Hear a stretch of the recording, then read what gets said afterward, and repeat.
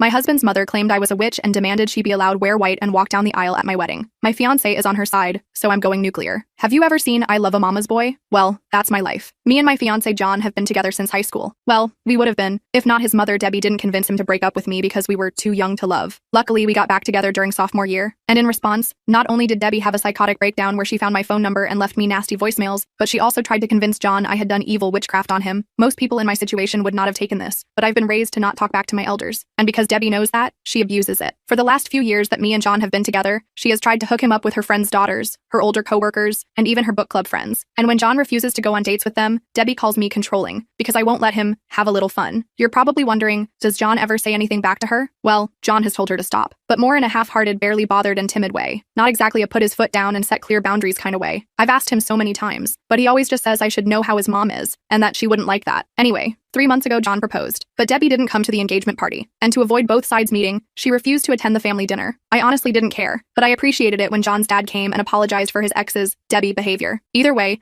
the problems really began when John decided to actually confront his mother about how she was behaving toward our whole engagement. I remember he made a big deal out of how this was the day her behavior changed, but of course, when he did go confront her, instead of taking any accountability, she gave him a sob story. Apparently, our engagement is super triggering to her because she got pregnant with him before marriage and never got to have a wedding. She cheated on John's dad while they were engaged. And get this, the only way she'd feel comfortable during our wedding is if she wore white, and I wore a soft pink or lavender. When my fiancé recalled this to me, I expected him to laugh at how damn ridiculous the whole thing was, but instead, we spent the next 10 minutes somehow arguing about whether or not I should let his mom walk me down the aisle so she could get a moment in her white dress at my wedding. He used the words petty and selfish. I just cried. Now we're in a weird space. I love John, but I see how much he lets her impact our lives. I just imagine her sitting at home rubbing her hands together like a fly, knowing she's ruining my relationship with John. Am I overreacting? Or is it really just a color? Update 1. When I didn't feel like crying anymore, I thought about it and met up with John. Thankfully, he was actually sorry. John came home remorseful. He told me he had talked to his friend and admitted to initially thinking he was 100% correct, but then his friend told him that it was a problem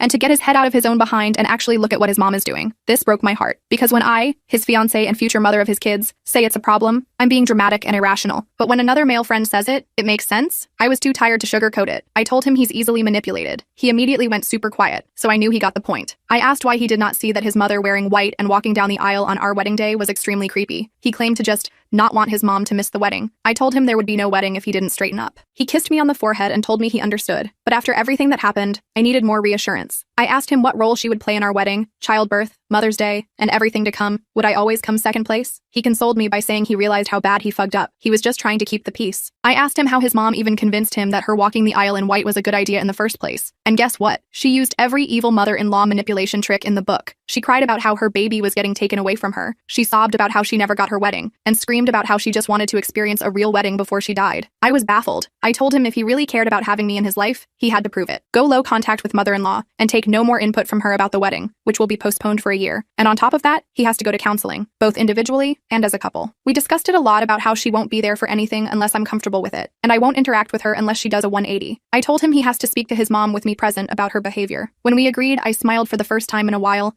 and I actually felt hopeful about our marriage. But then he said something, and it came my turn to apologize, because he ended up finding the original Reddit post I made about him and his mother. I felt so bad, especially as he recalled how he read everyone rip him to shreds in the comments. I could see how uncomfortable he was as he read how much of a mama boy he was, and other things about his mom. He read for a few minutes until he saw someone call him a spineless "see you next Tuesday," and then returned my phone. He said it was harsh, but I had to show him how crazy the situation sounded, even if it was just to keep the peace on a surface level. Him reading the post was the icing on the cake. He said he saw everyone telling me to leave, and his heart physically started hurting, knowing that he deserved it. We called his dad, John's dad Dan, who I'll name since he's a big part of this update. Dan also reread John the Riot Act. He was relieved John decided to get his act together. We agreed to go to Deb's house tomorrow with Dan and John's aunt. My dad is tagging along. John has said he will tell his mother that she can't, under any circumstance, make our wedding about her. He also said if she does cry or try to guilt trip him, he will tell her he's going NC. I feel terrible as getting a man to stop talking to his mother isn't something I ever thought I even wanted. I doubt Debbie will come around, especially not tomorrow, with all of us against her. I don't know if John will backtrack as soon as he gets there. I have explained if he doesn't grow a spine, I'm leaving. He can either marry me or marry his mom, but that's my ultimatum. He said he chose me. We'll see, I guess. This all should make me happy. but I still feel icky. Update 2. We got to Debbie's. My heart feels like I'm going up the world's tallest roller coaster slowly. John is quiet. We get there and he gives her a firm but respectful, "Hey mom." We sit down and John tells her we came to talk to her. She asked, "What's wrong?" John got right into it. He bluntly told her that her actions toward me for years had been petty. Not showing up for our wedding events was unacceptable to him. He flat out asked her why she has a problem with me. I genuinely thought he was going to start with the dress situation. He went for the root of it all. Debbie acted like she had no idea what he was talking about. She had actively tried to get him to cheat on me or leave me for other women. But at that moment, she was shocked and didn't know where this was coming from. She said she has no problems with me and loves me like a daughter. She looked at me like she expected me to talk. But like I said to you all, I wanted to see what John had to say. He asked her to be honest and named all the times he's recalled that she insulted me to my face and behind my back. He mentioned she has also told him he could do better every time I'm not around. Deb was livid. She genuinely couldn't believe he outed her like that. She starts going off on him, calling him disrespectful and saying he was disrespecting his own mother for an outsider. She kept saying, "I know she made you do this. I know she's the one making you disrespect me like this." John was trying to reason with her and get her to calm down. I texted Dan and my dad to come in. Once they were inside, Deb became a different person. She was startled because she wasn't expecting them, and then everything she was just saying went out of the window. She turned to Dan and my dad and said John had walked in and had just started yelling at her because of me. My dad looked at me and I shook my head no. Once Dan and Dad got in, everything calmed down for a little while. She went back to denying she didn't like me. They all told her that it was obvious that the dress request was shameful of her. She immediately replied that it's shameful that I won't let her son spend time with her. John said that's not true. At this point, I'm burning inside. I wanted to correct all of her inaccuracies, but I stood quiet. John asked her what's the real issue with OP. Deb starts saying she knew I would be an issue since we were in high school. She said that once John got with me, his grades started dropping and he stopped making time for family. He once didn't show up to celebrate Mother's Day with her a few times because of my birthday. My birthday is in April, and Mother's Day is in May. Once we got back together, he forgot about her completely, because I had made him abandon her. He goes to her house a minimum of 3 times a week. She said the fact that we had the engagement party without checking how she felt about it was wrong, and all the evidence she needed to see what kind of woman I am. My dad pointed out that she didn't pay for the engagement dinner to have any input. Dan asked her what she was thinking, asking if she would wear white at our wedding. Why is she so hungry for attention? Her face got red, and she went off. She told Dan that maybe if he had properly married her and given her a real wedding, she wouldn't have felt left out. Dan straight up called bullpoop and said that she didn't want to have a real wedding even though he tried to convince her. The reason is that her mother told her pregnant brides are tacky. She started crying. My dad got everyone to calm down. John finally spoke again and told his mom that he couldn't keep defending her when she wouldn't even try to respect me. He said that he's going to LC for his sanity and our relationship. Deb kept crying and said that John couldn't leave her for dead. She was the only mother he'll ever have. Mothers are forever. Wives are not. I'm not even his wife yet, and I'm already tearing apart the family. He kept going. He told her that we were going to get married. She can't respect me or stop crossing boundaries. She'll get cut off completely. His visits dropped to 1 every 2 weeks and she needs to call less. She started going off. She knew it. I'm doing something for him. What did I do to her son? I'm a manipulator and a problem. She told my dad he raised a demon. My dad shot back at her to watch her mouth. John kept shouting, "Mom, stop! Mom, stop!" But she kept screaming, and then she started hyperventilating. She was gripping John's arm, saying she couldn't breathe. This was when I said to myself, oh no, he's about to flip-flop. He looked at me, and I knew he knew what I was thinking. John got her a cup of water and then asked his dad if he could ensure his mom was okay. He asked my dad to take Dan home. Dan and Dad agreed, and his mom started crying louder. She screamed, "I can't breathe," as we walked out so he could hear her. I felt fucking terrible, and I finally spoke. I told John I'm sorry, and I understand if he felt bad. He said he knew she was faking it, but his instincts wanted to run over and make sure she was okay. I asked, "Are you?" He said no, but he looked really sad about it. My dad walked out behind us. My dad has never seen this side of Deb, neither have I. She's always been catty or shady toward me, but this was insane. My dad straight up told John that his mom needed help with her mental health. John said he would talk to his aunt about getting her help. We went home, and John cried. He said he cried because he watched his mom villainize him